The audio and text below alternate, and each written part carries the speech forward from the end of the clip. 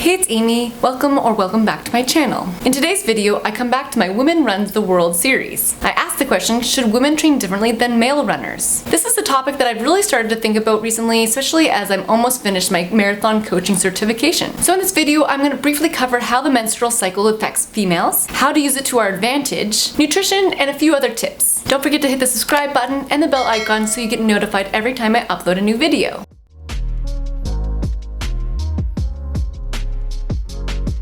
Personally, I think this topic is really important for everyone to know about, not just female runners. Especially if you have a loved one, a friend, or if you're going to be coaching female runners, it's important to know what we or female runners go through in their cycle. I think there's slowly becoming more information and research done about this, which makes me really happy. Dr. Stacy Sims has really done a lot of research and just a huge person in this kind of women training and their cycle. It's just really, really cool to see. And she's coined the term, women are not small men. And it's true, we're very different. I found it really interesting that a lot of the studies done for athletics or just in general have been done on men because women's hormones could affect the results. This is not the best because women's bodies and men's bodies are very different, and I feel like this is like trying to fit a circle in a square, you know those when you were a kid. Anyways, I think it's slowly changing, but yeah, women and men are not the same. The research I did for this video has also helped me because it kind of gave me validation or just made me feel better, because sometimes I don't feel 100% and I feel all funny, and it's just nice to know that there's probably a hormonal reason that that's happening and that I'm not losing my mind, and it's just, yeah, that some days I just don't feel great. So anyways, this has been a really cool topic too, and there's just so much I could talk about, but anyways, this is just a brief kind of overview of this topic. Typically, a female's cycle is around 28 days, though sometimes it can be longer or shorter than that. Day 1 is the first day of your actual period. Something that's good to remember is that you have different energy levels throughout your cycles, so, if one day you're not able to hit your pace, that's okay.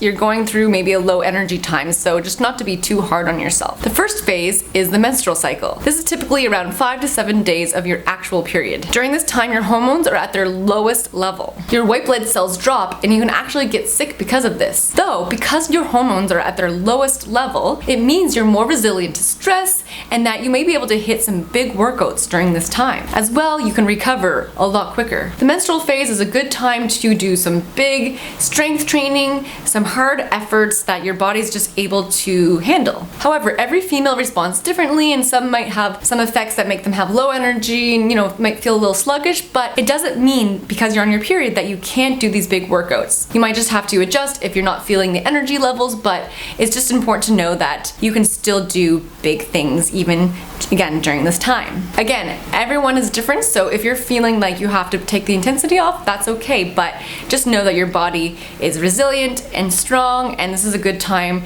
during your phase to, do some big efforts. The next phase is the follicular phase. This is the 7 to 10 days in between your menstrual and your ovulation phase. During this phase, your progesterone stays low, but your estrogen goes up. This gives you a boost in energy. You might have a decreased appetite during this phase, and your blood sugar levels are more stable, so you might not have some cravings during this time, as maybe in other phases. During this time, your body is able to optimize repairing your muscles. The ovulatory phase. This is around the 14th day of your cycle and lasts around 3 to 4 days. As I mentioned before, in the follicular phase, when your estrogen levels rise, it triggers your pituitary gland to release the luteinizing hormone. Estrogen is at its highest around the midpoint or the ovulatory phase of your cycle. This gives you a boost, especially in long distance running, because your body utilizes using fats more than carbs. And I've mentioned before in other videos is that in long distance running, you need to be able to utilize fat and carb burning, so you just need to be more efficient, and during this time our bodies are just even more efficient at burning fats for fuel. So that's really cool. During your ovulatory phase, this is also when your testosterone is highest, which makes you a little bit more maybe aggressive or competitive, so use that to your advantage. This is a great time to do heavier lifting sessions, speed workouts, and power sessions in your training. The luteal phase. This is the 2 weeks right before you get back to day 1 of your cycle. This is the time when progesterone is released, peaks, and then lowers. Around days 20 to 28 of your cycle is probably when you'll feel the most off. I personally know when I'm coming back to day 1 because I just feel, sad and anxious, and I don't sleep as well, and I just don't feel quite myself. These feelings are valid because our hormones are going through a lot of things. Because they are higher, it causes mental and physical fatigue, as well as inflammation in the body and bloating, which is caused by a shifting of fluids from your blood plasma to your cells. As I mentioned before, your sleep can be affected, which can cause you to not be as mentally sharp or, just not as focused as you typically are. During the luteal phase, you have peak progesterone levels, which can cause a higher heart rate level and a lower aerobic capacity, which results in the same workout maybe during your ovulatory phase could feel a lot harder in your luteal phase. This is a time when your blood sugars are not quite as stable, which means you might crave maybe not some great things or great foods. It might take you a little bit longer to recover, you might feel a little sluggish and just not, 100%, not peppy as you might feel before. A good idea is to give yourself maybe an extra hour of sleep during this phase, as again, you're just dealing with a lot in your body and sleep is always the best thing. So during this time, your perception of effort may increase, your breathing may feel more difficult, and fatigue may increase as well. Female bodies just have to work a little bit harder during the luteal phase because of the inflammatory response, your higher heart rate, how it's harder to breathe, and just kind of the low energy that we get. Some suggest during this week is to back off some workouts and suggest working on running drills and form and doing some gym sessions. I personally don't change my training, but maybe if you're planning a time trial and you know that you get really affected during this time, maybe bump the time trial sooner or later, or just not during this time. I personally believe that females can perform under any conditions. It's just that it may feel harder than it usually does, but doesn't mean that you can't do it.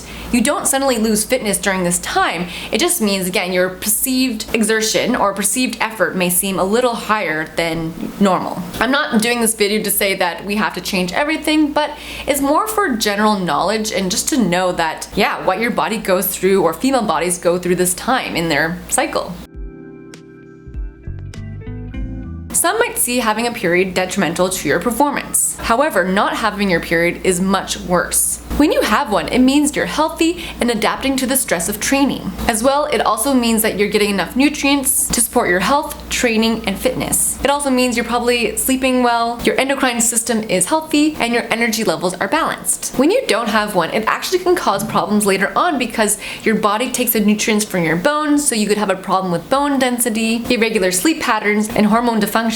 Women's bodies and what happens to it, whether in our cycle, it shouldn't be seen as a bad thing. But if we can figure out how to use our cycle to our advantage, why not? Sometimes I just need to go for a run, get my body moving, get out of my head, just improves my mood, and I feel so much better from movement. Every female is different and responds differently to their cycle, and that's not one is better than the other, it's just everyone is different. You just have to know your own body. So if you're not having your period, talk to your doctor. This is so important. There was this misconception, I think it's changing, I hope it's changing, is that if you didn't have your period, that means that you're training hard and you're crushing your training. That is just not correct at all. Shalane Flanagan even said during her hardest training, cycles and weeks where she won New York Marathon, she never missed her period. So if she can do it, we can do it too. Again, everyone's different, so talk to your doctor.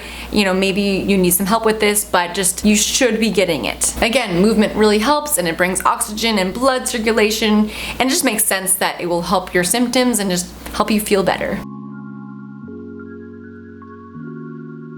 I just think it's important for female athletes, or just females maybe in general, just to keep track of their own cycle and how they feel during the entirety of it. This way, if you know that you're affected during certain days, that maybe you want to back off, or you don't have to change your training. It's just being aware of maybe that it might feel a little harder than it usually does. And just not to get wrapped up in your watch and the numbers, and just go by effort, and just know that you're still strong, that you're still getting benefits from doing a workout or just running in general. So just not get too upset with yourself if you can't hit your paces. Or maybe you will and it just feels harder. Again, personally, I don't change my training, but it's just something to keep in mind, and that it just takes some of the pressure off if I'm feeling a little sluggish. But sometimes I feel bad, but then I still am able to get some of the best workouts. So it's all in the mind, for me at least. In the end, running is better than no running, within reason, of course.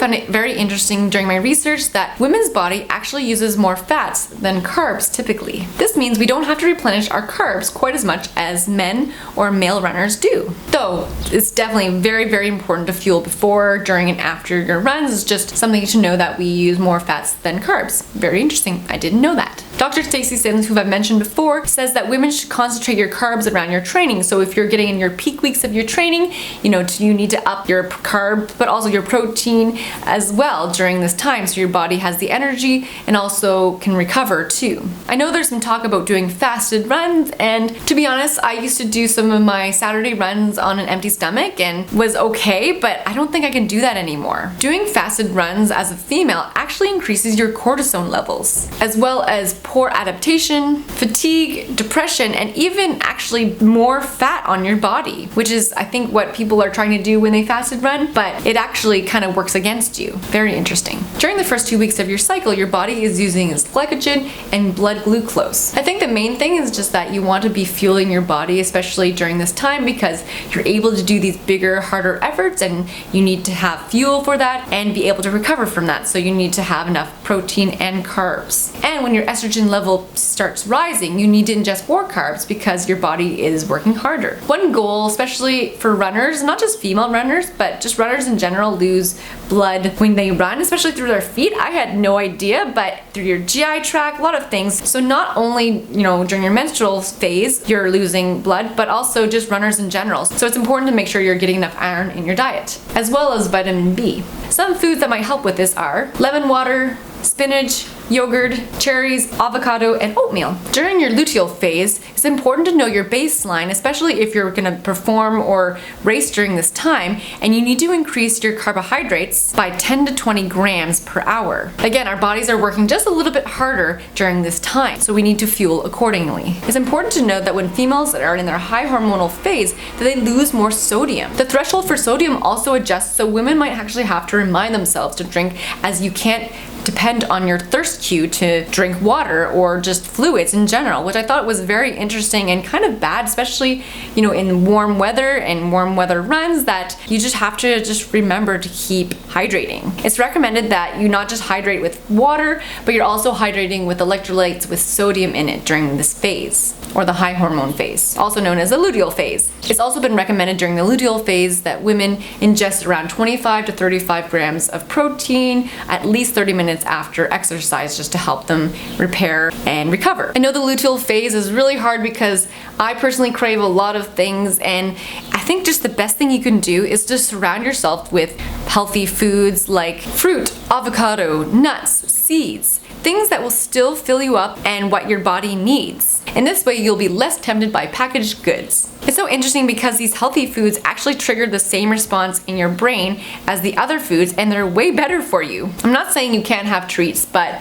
just all in balance. The food cravings that we get during the luteal phase, or just anytime during our cycle, are part psychological and physiological. The shifts in hormone levels means that the concentration of serotonin in our brain changes. More specifically, a drop in estrogen actually also causes the serotonin level to drop, which that's responsible for feel-good feelings, and it can cause women or females to feel anxious, more depressed feeling, and flat. Sweet, carbohydrate-rich foods like fruit, sweet potatoes, whole fruit jam, honey, and dates are your new best friends during this time, or just in general. Dietary restrictions aside, of course. These foods don't just taste good, they also make us feel a little bit more relaxed due to the boost in serotonin. The body is just so interesting, and especially the female body, there's just so much going on, and I find it so fascinating.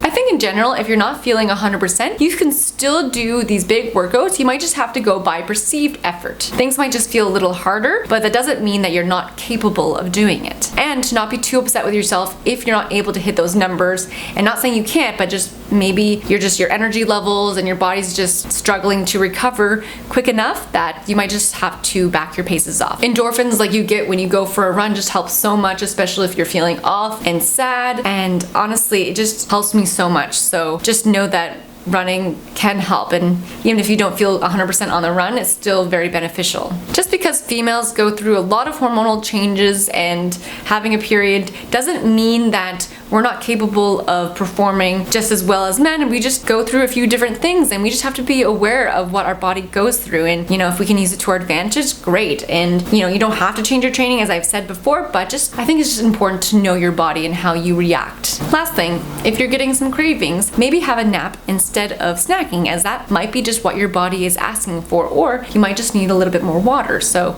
that's the last little tip. I hope you found this video interesting, and even if you're not a female runner, there's a lot that goes on, and I think it's just important for everyone to have a bit more awareness of this, and especially again if you're coaching female runners, you just need to know what's going on. I know there's a lot I didn't mention or go into detail, and this is just a very brief overview, but I just wanted to give you an idea of kind of the different levels and different phases that females' bodies go through, and just to be aware of some side effects, and if you can use it to your advantage, or just to know when to back off or when to go for things, then you can use this information however you'd like. I just hope it's been helpful, and I've personally found it so interesting and really helpful for myself, just to kind of be more aware of how I'm feeling and just to keep track of it, either on an app or just in my running diary, which you should check out. I have a link for it in the description below. Hope you have a wonderful day and happy training, and I'll see you next time.